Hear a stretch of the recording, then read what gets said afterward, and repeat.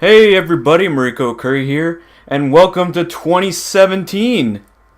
Yeah, and what's my New Year's resolution? To stop disappearing for months, weeks on end, as well as try to get more Let's Plays not only done, but also finished in the same year. Because, these last 2 years I've only gotten probably, like 2 or 3 Let's Plays done a year. And most of them are games that aren't that long.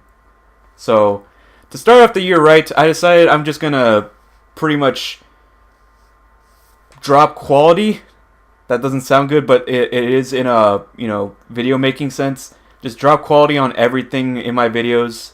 No more, like, very detailed or, like, impressive, like, editing skills or effects and such. I'm just gonna pretty much start off with just like basic, recording, edit like a little bit of like sound files, so that way they're like sound mixing, and then just send it off for it to be posted. So that way I get videos done faster and out quicker. So that way I'm not falling behind on making videos. But with that said, I decided I'm gonna do games that I usually try to choose games that are obscure or recent, so that way my videos get out there more. But I realized that doing that I end up not enjoying some games at the same time because of that, because since I've never played it that much, so I'm not going through it quickly. I'm usually like exploring it as well as kind of mumbling to myself while I'm just playing through it. So I decided I'm just gonna play some game. I will do games like those again, like when I feel like I can do them easily. But for these next few Let's Plays, I'm just gonna be playing some games that mostly from my childhood, or from games that I know for sure that I'm gonna be able to get through quickly, or at least not have any hiccups in the way. And with that said, thanks to finding an Xbox 360 at a Goodwill for like I think $25. Hopefully it doesn't red ring. I'm able to actually now play the Banjo Kazooie games on 360. With better not better graphics, but they're much more cleaner. And as well as I actually get to finally try out Banjo Kazooie Nuts and Bolts. And like a lot of people say, Nuts and Bolts is not a bad game. It's just not a good Banjo Kazooie game. Going from Banjo Kazooie and Tooie to Nuts and Bolts with a bunch of cars obviously is not a good idea. But we're here to enjoy the classic series, and we're going to start off with Banjo Kazooie. I do have the N64 cartridges for these games. The only thing is that I feel like I want to play through these because I already 100%ed the games on okay, let's turn that off. On the N64 cartridges, all 100% completed, all collectibles collected, and everything. But I wanted to play through this not only because that way I got like a clean save file, but also so that way I can get the unlockables from the Stop and Swap and Stop and Swap 2 for Nuts and Bolts. I did get to play Nuts and Bolts a little bit, but I had to delete my save file because my for some reason it didn't save any data for some reason. I have no idea what happened to it. Again, it could be because, remember, this is an Xbox 360 from a Goodwill, so who knows. But yeah, we're just gonna be enjoying a good N64 game on an Xbox 360. A Nintendo Xbox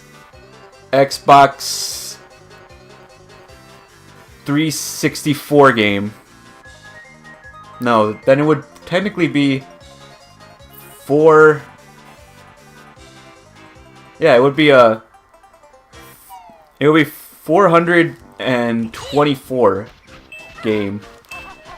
But anyways, sorry, head in. I don't remember where I had the save file on. I think we'll just go on the hard drive. We're gonna start clean anyways. Also, there will be some, oh, here it is. Let's erase that one.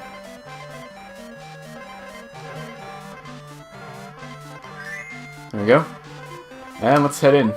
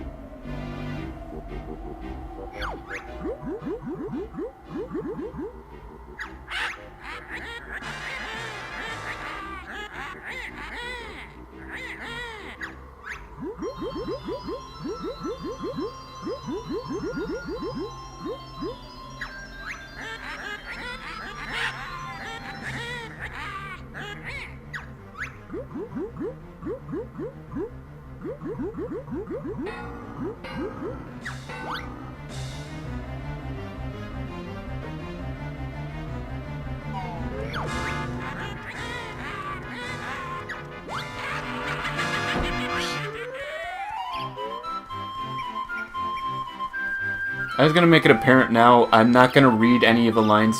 Maybe Banjo's lines, but that's as far as I'll go.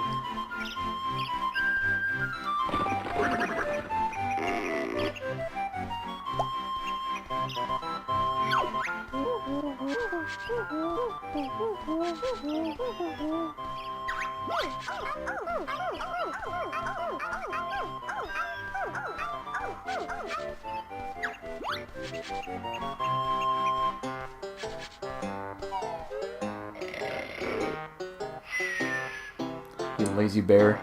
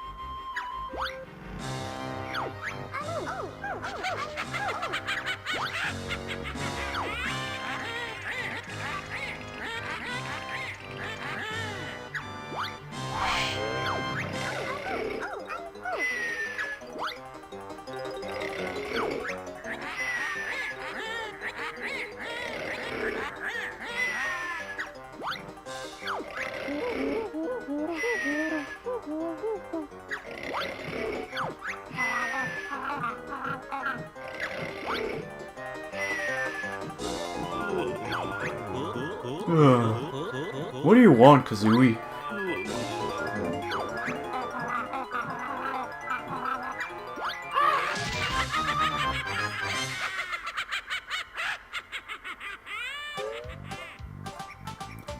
Yeah, like I said, I might just only do Banjo's lines throughout this Let's Play. If you want me to actually try, like put some, effort in actually doing the lines for all the other characters, I'll give it a shot.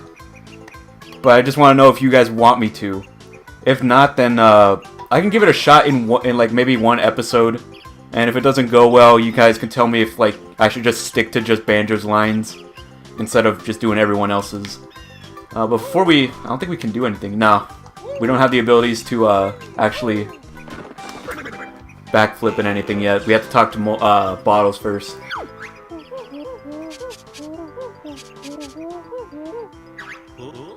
I'm Banjo, and this here's my buddy Kazooie.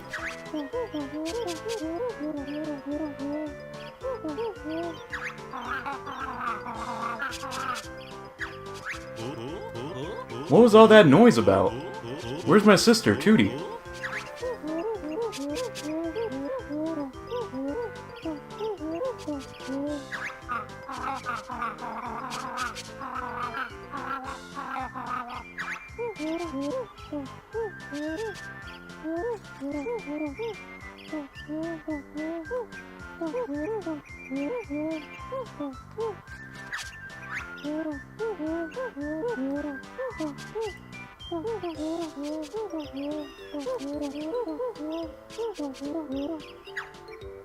Alright, so the thing is that you're supposed to go around the whole entire area, finding Bowles' molehills to teach you moves.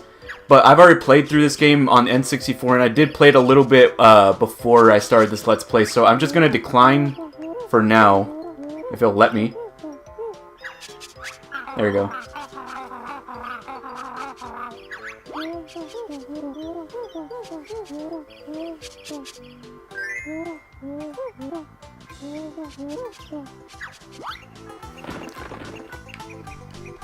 Because I can basically explain myself. The R trigger, yeah, the R trigger with the A button will let you do a backflip or a somersault to get to higher places.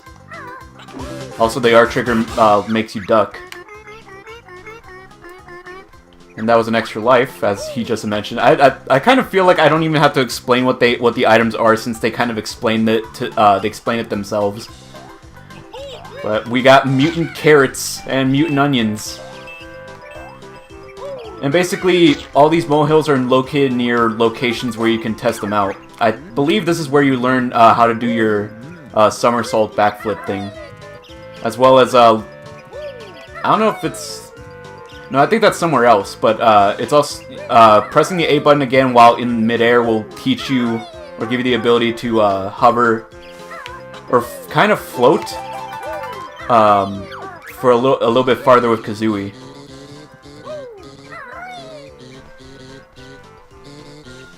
Yeah, and just like that thing said, we just need to collect 6 of them, and we get another health unit. And playing through this game so many times, I know where all of them are. One above the tree, one at the bunch of tree stumps. Nope. Jumping with the A button and pressing the X button makes Kazooie pop out of Banjo's backpack and pretty much peck the shit out of anything. Extra life behind the waterfall.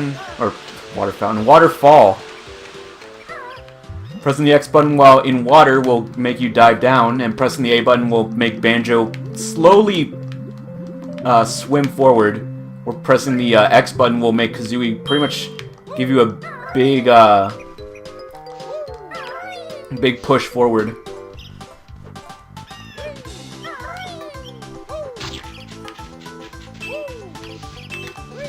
Yeah, there it is. The other honeycomb is down here, right beneath Spiral Mountain.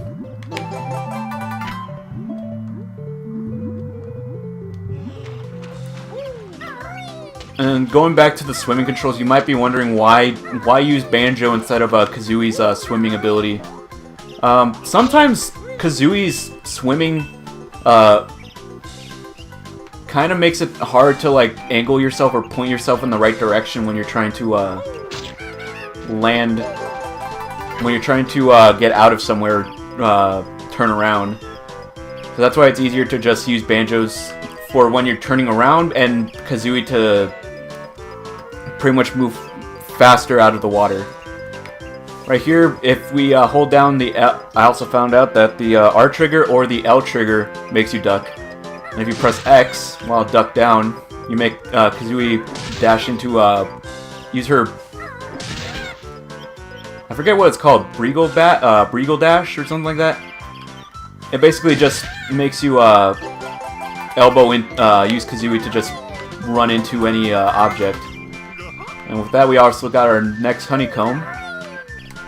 That's pretty much all that's needed to know in here. We could go back in Banjo's house, but I think I'm going to save that for later for another secret that we can do later in the game. But for now, we can just climb up Spiral Mountain to start the adventure.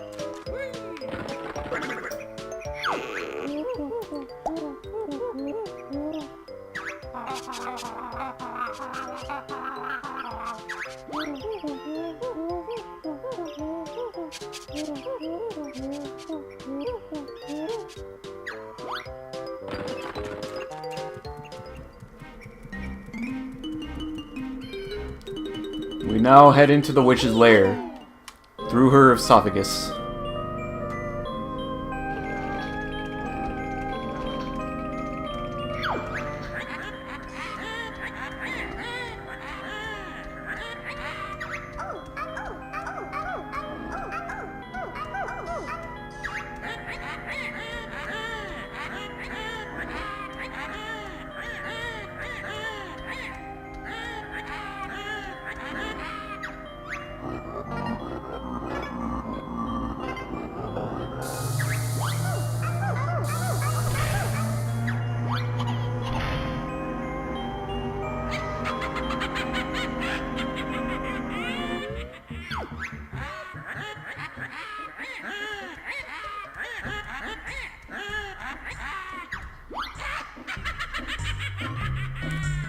You know, one thing I never got about that scene is that the only time you actually see anything happen after that is only when you quit the game or get a game over. What I noticed is that what they should have done is that they should have had it where Klungo tries to experiment with the machine, and like different outcomes happen while you're on your adventure. Like after you beat one world and go to the next one, it shows a cutscene of like, I don't know, maybe Gruntilda turns into kind of the same with Mumbo's magic. Maybe she turns into like a washing machine while 2D turns into like some sort of animal or whatever. Because I feel like that just having it happen only if you quit kind of makes you wonder what's going on after while you're on your adventure. Because is she just sitting there until you actually reach them, or just wait until the player actually gives up and quits? Because they already closed the doors on those machines. Klungo's already there preparing the machine. But you never hear from them again until you get to the very end of the game or until you quit. So I don't know. I feel like they should have added something else there, but it's still fine the way it is. So now that we got a Jiggy piece, we can now, I'm just gonna pretty much talk over bottles. We can now just put it into this picture to unlock the first world. And the thing is, we're actually going to end off the episode after this, because I actually want to get as much time as I can to get through the world, because really, the thing is, when I was, my friend let me borrow his copy of Rare Replay while I was in the hospital room, and because every single hospital room had an Xbox One. Not anymore for me, because now I go to an adult hospital instead of a children's hospital. But yeah, they used to have a bunch of Xbox Ones in each room, and my friend let me borrow his copy of Rare Replay. And I decided to play some Banjo Kazooie, and I noticed that I got through almost more than I made it to Click Clock Wood by the second day I was playing the game. So going through worlds is pretty fast in this game, at least for me. So in that case, I'm gonna end the episode here, and I'm gonna continue on with Mumbo's Mountain for the first actual true episode, because as usual this is just episode 0 for me. So if you like this video, click the white little button, give me a good thumbs up review down below this video, and check out my other parts if you like this one. I will see you guys next time for Mumbo's Mountain.